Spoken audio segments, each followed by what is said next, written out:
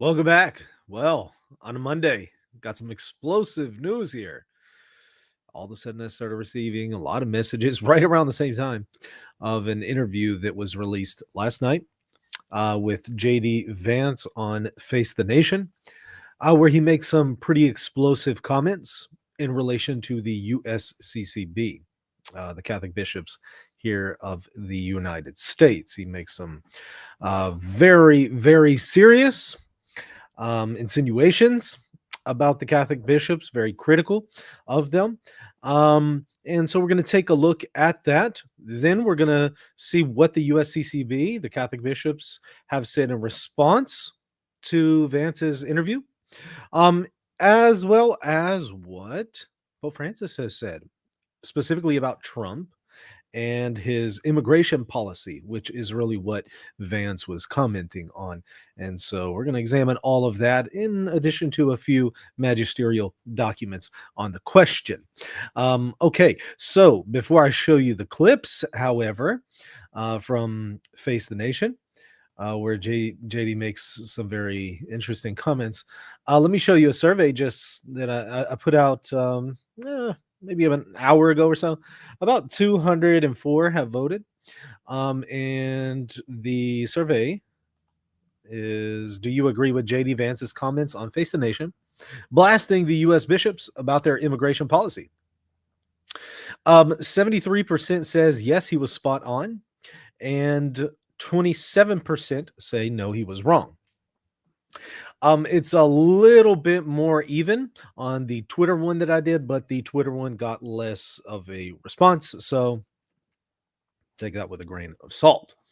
I suppose in a day or so, we'll get about 1,500 votes on here and we'll get something maybe, a little bit more accurate, at least for the audience here. Okay, so what are these controversial comments that Vance has made on Face the Nation? Well, let's go ahead and dive in. I'm going to share my screen and we're going to take a look at them together. I'm playing it around 1.25 speed, so it's a little bit faster than normal, but I'm doing that. Hopefully I won't get a copyright strike like I did last time that I reviewed Mel Gibson on Joe Rogan. Okay, here we go. Let's go ahead and dive in around the 9-minute 45-second mark. Let's see what he has to say. Has to do with immigration. Sure. The U.S. Conference of Catholic Bishops this week condemned some of the executive orders signed by President Trump, specifically those allowing immigration and customs enforcement to enter churches and to enter schools. Do you personally support the idea of conducting a raid or enforcement action in a church service, at a school? Well, let me address this. Of course, if you have a person who is convicted of a violent crime, whether they're an illegal immigrant or a non-illegal immigrant, you have to go and get that person to protect the public safety. That's not unique to immigration. But let me just address this particular issue, Margaret, because as a practicing Catholic, I'm actually heartbroken by that statement. And I think that the U.S. Conference of Catholic Bishops needs to actually look in the mirror a little bit and recognize that when they receive over $100 million to help resettle illegal immigrants, are they worried about humanitarian concerns, or are they actually worried about their bottom line? We are going to enforce immigration law. We're going to protect the American people. Yeah. Donald Trump promised to do that, and I believe the U.S. Conference of Catholic Bishops, if they're worried about the humanitarian costs of immigration enforcement, let them talk about the children who have been sex trafficked because of the wide open border of Joe Biden. Let them talk about people like Lincoln Riders who were brutally murdered. I support us doing law enforcement against violent criminals, whether they're illegal. Somebody said there's an echo. Thank you for letting me know. Let's go through that one more time. But I turned the volume down on my end a little bit, which is probably causing that echo. I apologize. Let's try it one more time. Thank y'all for letting me know. You campaigned on quite a lot, and there was a flurry of activity on, and that has to do with immigration. Sure. The U.S. Conference of Catholic Bishops this week condemned some of the executive orders signed by President Trump, specifically those allowing immigration and customs enforcement to enter churches and to enter schools. Do you personally support the idea of conducting a raid or enforcement action in a church service, at a school? Well, let me address this. Of course, if you have a person who is convicted of a violent crime, whether they're an illegal immigrant or a non-illegal immigrant, you have to go and get that person to protect the public safety. That's not unique to immigration. But let me just address this particular issue, Margaret, because as a practicing Catholic, I was actually heartbroken by that statement. And I think that the U.S. Conference of Catholic Bishops needs to actually look in the mirror a little bit and recognize that when they receive over $100 million to help resettle illegal immigrants, are they worried about humanitarian concerns, or are they actually worried about their bottom line? We are going to enforce immigration law. We're going to protect the American people. Yeah. Donald Trump promised to do that. And I believe the U.S. Conference of Catholic Bishops, if they're worried about the humanitarian costs of immigration enforcement, let them talk about the children who have been sex trafficked because of the wide open border of Joe So Biden. you Let personally them talk support them about going into people like schools Laken and Riley who churches? were brutally murdered. I support us doing law enforcement against violent criminals, whether they're illegal immigrants or anybody else, in a way that keeps us safe. Let me ask this question, But Margaret. Let's separate the immigration issue. If you had a violent murderer in a school, of course I want law enforcement to go and get that person out. Of So what's course. the point of the question? You changed the regulation this week. That's the point of the question. Exactly. Giving the authority Yes. to go into churches, to go Exactly. into schools. We empowered law enforcement to enforce But the that law also everywhere has a to protect knock-on Americans. effect, a chilling effect, arguably, to people to not send their kids to school. I desperately hope it has a chilling in effect the on churches, illegal you think immigrants the coming U.S. into our Conference country. of Catholic Bishops are actively hiding criminals? I think the U.S. law Conference of Catholic Bishops has frankly not been a good partner in common sense immigration enforcement that the American people voted for. And I hope, again, as a devout Catholic, that they'll do better. There are 5 legal challenges already to one of the other immigration. Ooh, we're gonna have to watch that in a moment here. Again, a lot going on with that. Wow. Gosh. Hopefully the audio was a little bit better this time. I apologize for that echo there. Wow. Where do we begin with this? So, what's interesting to me is the Catholic bishops responded immediately. I mean, there's already a response on the USCCB website the day that the interview came out, which tells me that the Catholic bishops in the United States are able to respond to things going on and controversies going on when it comes to some things. When it comes to other things, complete silence. For example, whenever Bishop Strickland was right outside of the USCCB, outside of their gathering, called them out, called them all cowards, basically said that they're abandoning the faith and that Pope Francis is a heretic, and they did nothing about that and have been completely silent. So it's interesting that they're pretty selective. I also didn't see this kind of immediate response when it comes to controversies with President Biden. I just have to point that out. There was a whole lot of silence on part of the Catholic bishops, but it seems that they can respond the very same day when it comes to controversies with this administration. Make of that whatever you will. Let's actually take a look at one of the responses that has been given, if it's really can even be considered a response. This is what they posted. The U.S. Conference of Catholic Bishops issued the following statement on its long-time partnership with the federal government to serve refugees. And this is because Vance made it, he was implying that the bishops are really more concerned about money that they're receiving from the government than the care of souls and people's lives when it comes to the immigration issue. And that's why I say in the title, he blasts them. It's very clear he's implying that they're not really concerned about people. And he says if they were, they would be concerned about sex trafficking and blah, blah, blah. He's wanting to say they're actually more concerned about the money they're receiving from the government because of this immigration issue. And so they try to respond to that by saying, faithful to the teachings of Jesus Christ, the Catholic Church has a long history of serving refugees. In 1980, the bishops of the United States began partnering with the federal government to carry out this service when Congress created the U.S. Refugee Admissions Program. Every person resettled through USRAP is vetted and approved for the program by the federal government while outside the United States. In our agreements with the government, the USCCB receives funds to do this work. However, these funds are not sufficient to cover the entire cost of the program. Nonetheless, this remains a work of mercy and ministry of the church. And so they don't mention him by name, but obviously this is what they are responding to. Question might be, okay, well, how much money are they getting? Well, so there is this.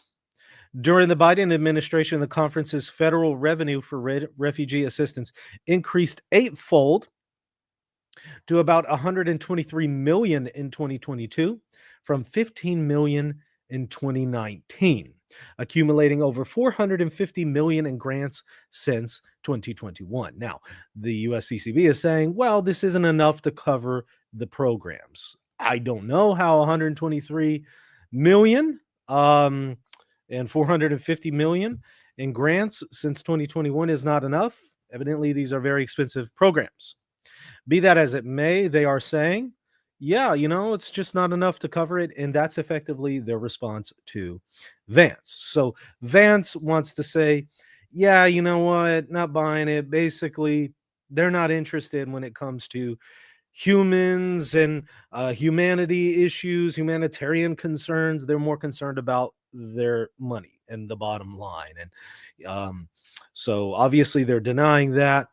But he is the one who put that out there, certainly implied it. Now, I also thought it was interesting that he pointed out they should be more concerned about the sex trafficking and stuff like that that's going on. I thought that was interesting in light of course, all of the controversies with, a lot of U.S. priests when it comes to issues of this nature, of this category. I saw billions and billions and billions of dollars by the United States dioceses throughout the entire country have been spent to settle cases of abuse. It's really, really sad stuff. I wonder if he was trying to also imply and kind of take a jab there. They should be more concerned about sex issues and abuse when it comes to sexual abuse than they should be this issue. I don't know. Maybe he wasn't trying to insinuate that. Well, let me also read this to you before we take a look at what Pope Francis has to say. So, U.S. bishops say the refugee program is a work of mercy after criticism from the vice president in his first public interview.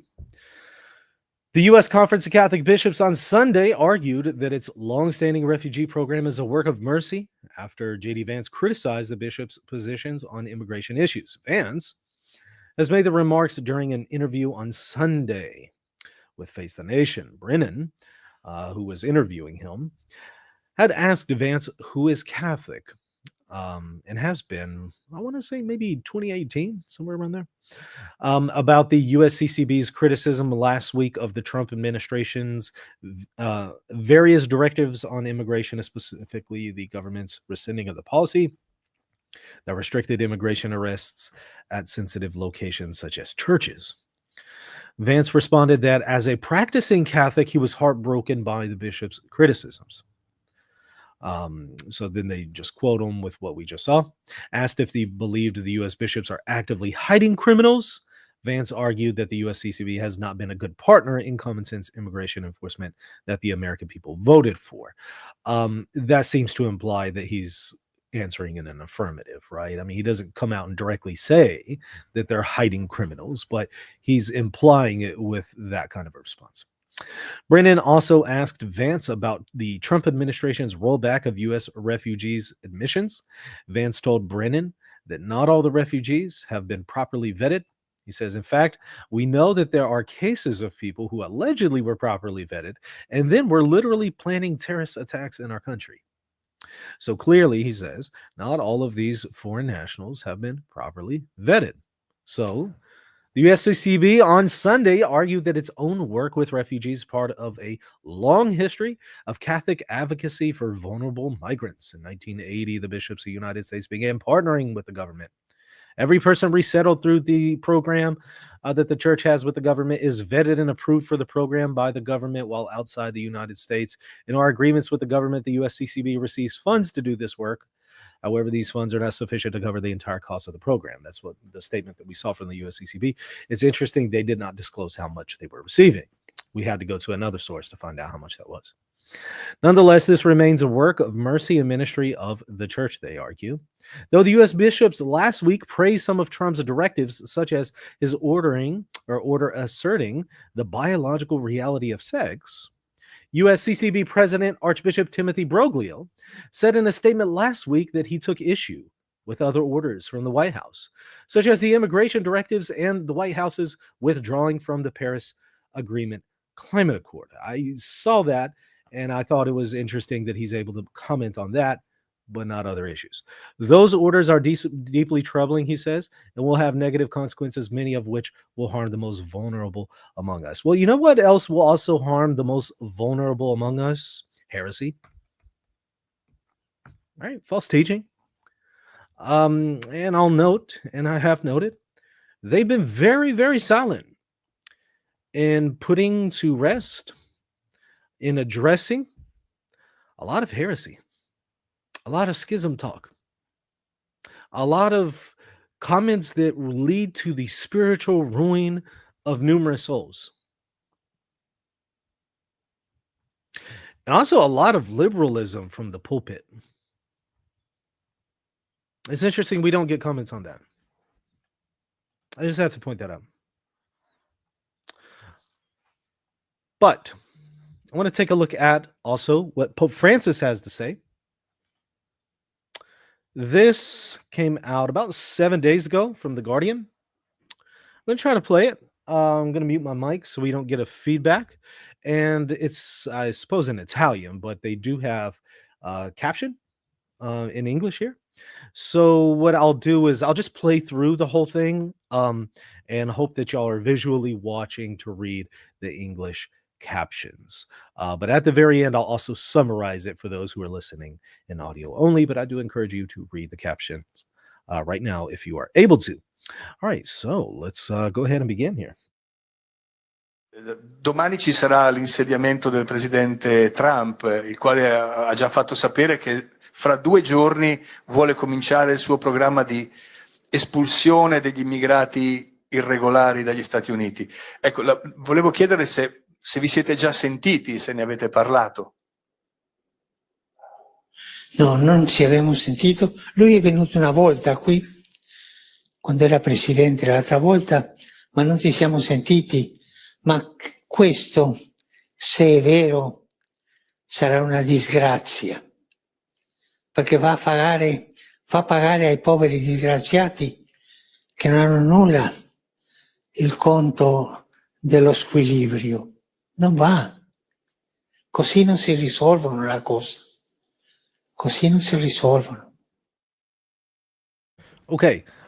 So effectively, you know, for those who are unable to read the closed caption, you know, Pope Francis was just asked, hey, Trump is about to be inaugurated tomorrow, and, you know, what do you think about his immigration policies? And he's like, well, you know, if what I'm hearing about his policies are true, this is a disgrace, and this is not how you handle this situation. What about people who can't afford to pay their bills, and so on and so forth?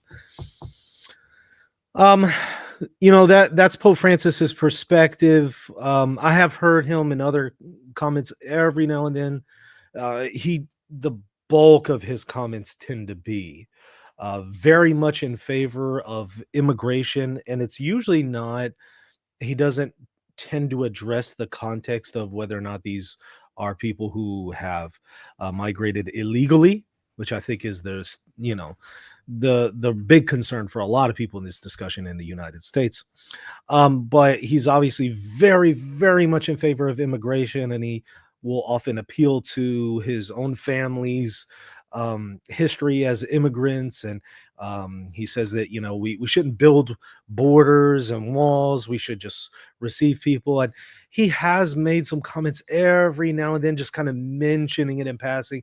Okay, fine. You know, you bring all these people in and you vet them, and you might have to deport 1 or 2 of them, kind of thing. You know, maybe a few of them you have to send back, he'll say.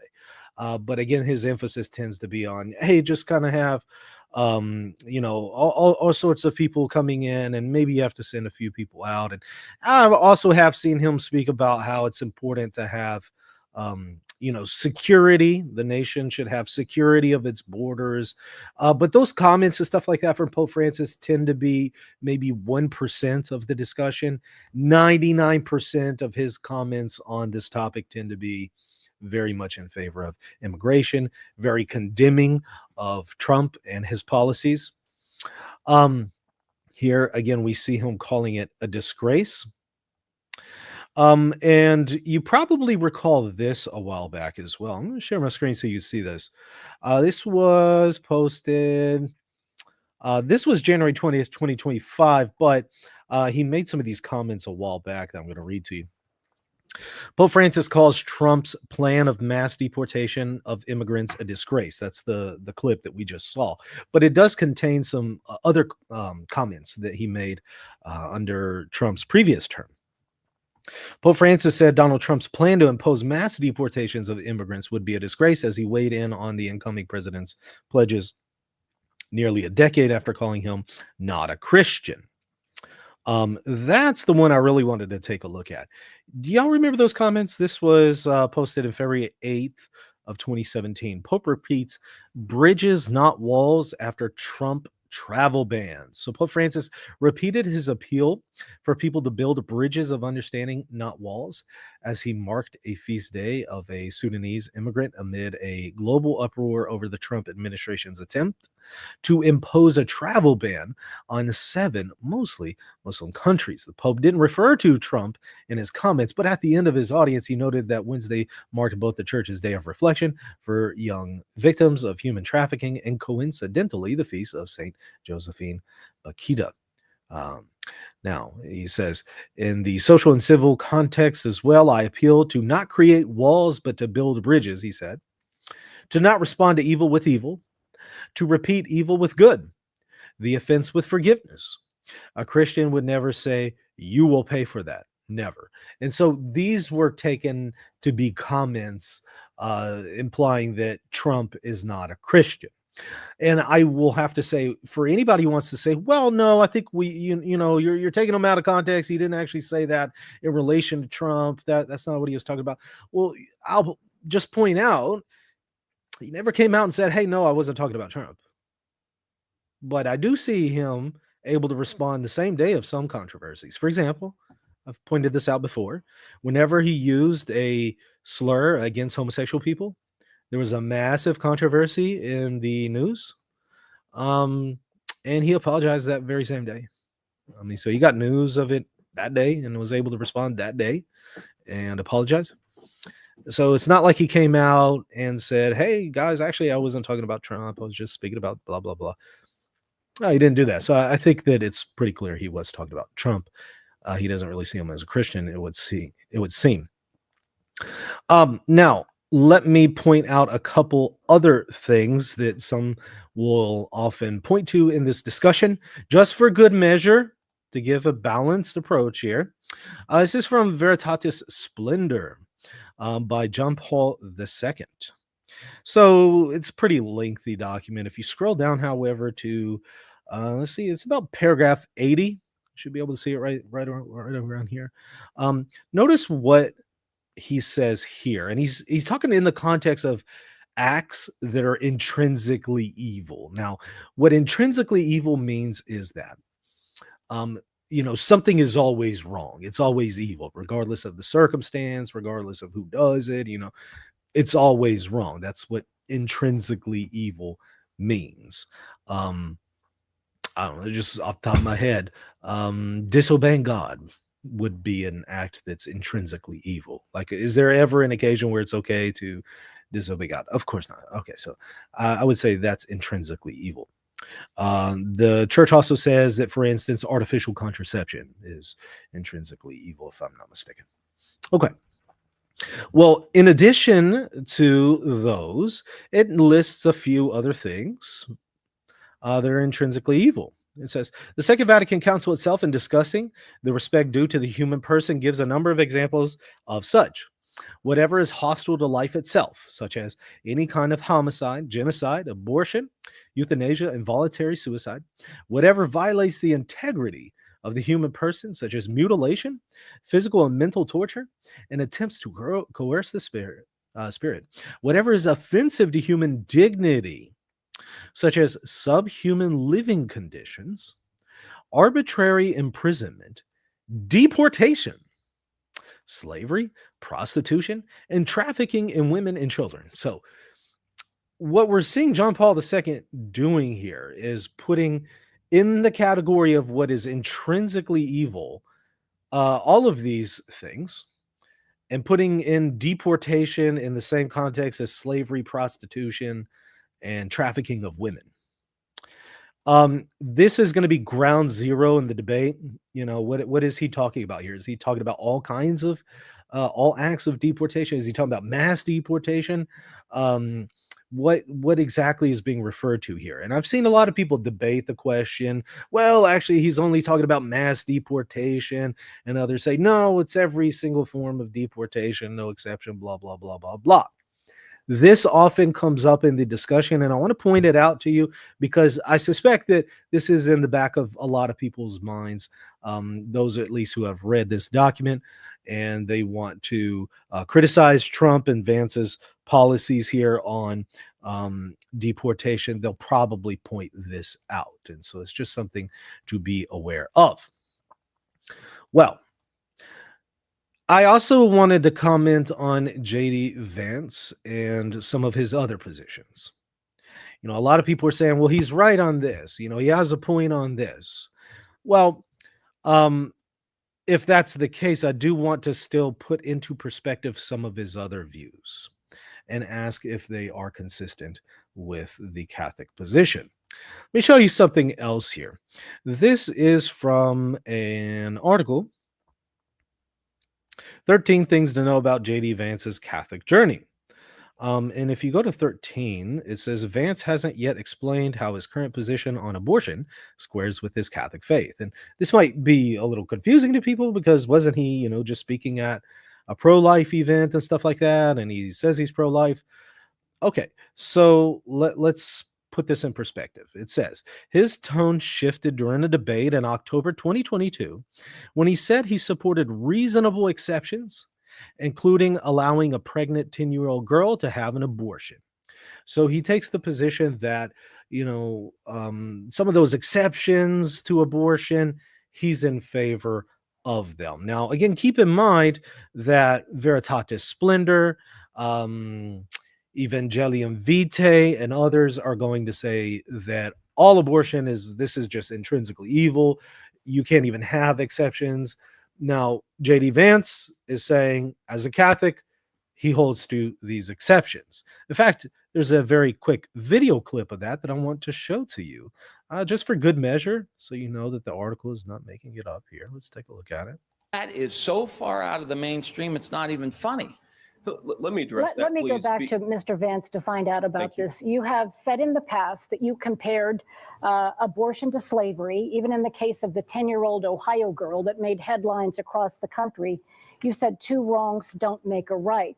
It sounds tonight as if you're saying there are some exceptions I would accept. Can you specifically tell us what you might accept as an exception? Look, I've always believed in reasonable exceptions. This is a misrepresentation of my view, but let's hear it from me, not from Congressman Ryan.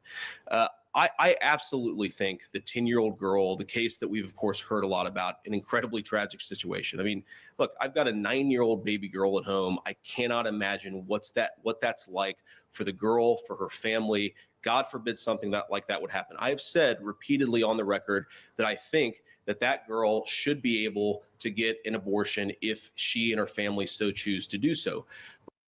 Right. So clearly he holds to some exceptions on the question of abortion, but obviously that doesn't square with the Catholic Church in its complete prohibition and condemnation of abortion all around. And then also I'll point out his views on IVF are clearly not Catholic, and also he wants to say that people should have access to abortion pills, and that was very recently that he uttered that. And of course, I think he converted in 2018. So I've seen some people say, well, he's a brand new Catholic. Well, not exactly. Not exactly. Also, when you're a public figure, you're held to a higher level of accountability. So it's not something one can afford to be ignorant about if they are a public figure. And so, you know, I think that what's effectively going on here is, I think that JD Vance is making some legitimate criticisms here about how it seems that the USCCB is very quick to speak on this topic, but maybe not on others. I think he has a point there. Now, whether or not he's right in implying that the U.S. bishops are effectively just more concerned about the money that they receive than they are immigrants, that is something I don't know. I can't read hearts, right? It's possible. It's also possible that's not the case. Don't know. So I just kind of have to be agnostic on that particular one.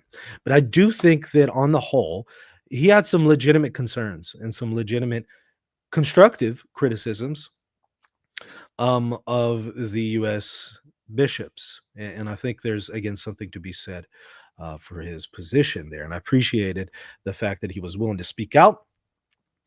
And I also share the same concern that I see the USCCB speaking out on some things very passionately and immediately, but then completely being negligent in other areas, perhaps areas that are more in focus to their job description, something that is more immediate to their job description, some things that they should be immediately handling, perhaps of a spiritual nature, such as heresy, schism, liberalism, all kinds of stuff in the pulpit that we hear in the United States. So again, I think there's something to be said there, but also there is something to be said about how the church does take a position against deportation, but then there's a debate on, is that every form of deportation? Is that mass deportation? I have to say it's probably, even though we see John Paul II not qualifying when he says deportation is intrinsically evil, it isn't relatively ambiguous here. I don't think he's talking about every kind and every single act of deportation. I think that's an unreasonable interpretation, even contextually. Not only that, but again, Pope Francis himself is in favor of, in some cases, deportation. And he's very outspoken against deportation, and yet he still says, okay, in some cases, you might need to send some of the people back, right? I don't think that he would say that if the mind of the church is that deportation as a whole in every single situation is intrinsically evil. But I think what the church is trying to do is it's trying to address a real concern about not returning evil, not returning evil for evil, maybe turning the other cheek, if possible, insofar as it's possible, insofar as a country can do it. If a country can't do it, if it can't afford it, or if there are security concerns, then you might need to send someone back. But if the church, if the state can allow for a person to be regularized, even if they didn't get here in the right way, and they're not a threat, and they will contribute to society, and the country can sustain it, then it would be wrong to just all of a sudden start deporting people in those cases. I obviously think the case of the United States is much more complex than that, right? In some cases, you got very good people who came here and could be very constructive to society. That needs to be taken into consideration. In other cases, there's some really bad people who came here and are not going to be constructive to society and are a security risk. And that needs to be taken into consideration. So there's really some truth to, I think, both sides here. But I just have to look, let's put that issue to the side. You know what I'm most bothered by? I'm very concerned by the fact that Pope Francis can immediately speak out on this. The U.S. bishops can immediately speak out on this, but they didn't do that with Biden and his perspective on abortion, and they haven't done that with all of the heretics in the Catholic Church. You rarely do you see the Pope or the bishops addressing those heretics and schismatics who are causing massive problems in the Catholic Church. Some of them have weaseled their way into the Capitol building recently and are beginning to influence very important politicians, on Capitol Hill. And bishops aren't saying a thing about it, not doing a word, or not saying a word, not doing a thing. That's concerning. And it shows me, okay, so they're very selective in what they're outraged by, very selective in what they criticize. And while I want to say, okay, these are areas that I do think that the Pope and bishops need to weigh in on. I think they need to take a very balanced perspective, maybe hear the other side a little bit more. Be that as it may, okay, I understand bishops wanting to comment on issues that impact society. Sure. But aren't there some more important things going on right now in the Catholic Church that's a little bit more immediate to their job description that they should be addressing? And I'm talking about from Pope Francis to the USCCB. It seems to me that they need to clean their own house first before you start talking about the state. Clean up the church first. Then you're in a position to criticize the state. But I'll say this: nobody is going to take Pope Francis or the USCCB seriously when they criticize the state, when their own house isn't in order, when the Catholic Church right now is in absolute ruins. It is a real big mess. It's absolutely on fire, from all sorts of scandals, from sex abuse to heresy and schism fomenting in the clergy. Massive confusion, very poor catechesis, all sorts of people being led astray spiritually. I kind of feel like take care of that first, and then you'll have more credibility to speak on these issues concerning the government. But I just know society, they're not going to take Pope Francis or the Catholic bishop seriously until they address those issues, among others. That's my opinion. And it seems to be also based on just an analysis of looking at numerous comments and feedback from people in the comment section and videos and stuff like that over the last, I don't know, 5 or 6 years. That's the impression I get. People will not take the church seriously when it comments on issues in society until it addresses its own problems within the church. You can't have an article talking about how the church has just paid out billions of dollars in settling sex abuse cases here in the United States, have that going on in the news, and then a week later, the U.S. Catholic bishops want to criticize something with the state. It's just, nobody's going to take that seriously.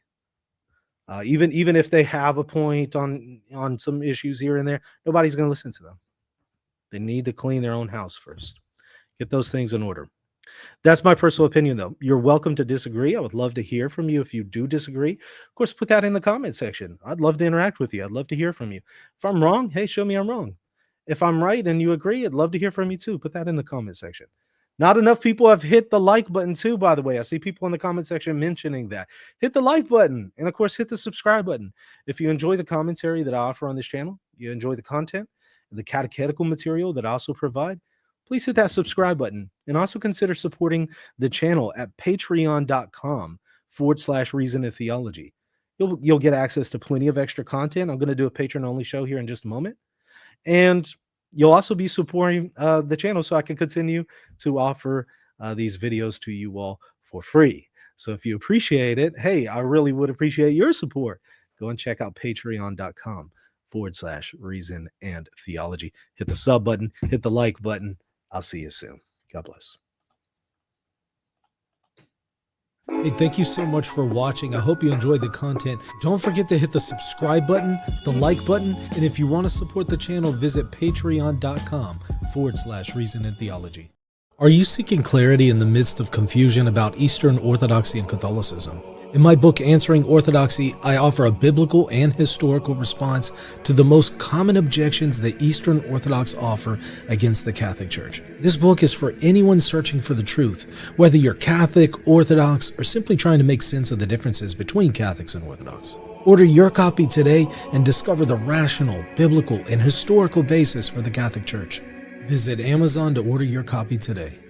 Are you ready to deepen your faith and sharpen your understanding of theology? Welcome to the Center for Theological Research, your gateway to transformative learning. At CTR, you will find in-depth courses designed to equip you with the tools to grow in your understanding of the faith. Explore courses like the 7 Ecumenical Councils and uncover the foundational truths that shape Christianity. Master the ability to determine the level of a doctrine in the Theological Notes course. And in the Logical Fallacies and Apologetics course, you'll learn to spot the logical errors often encountered in non-Catholic apologetics content. Also, check out the ebooks that are available to you for free. Start your journey today. Visit ctresearch.org and take the next step in your faith formation.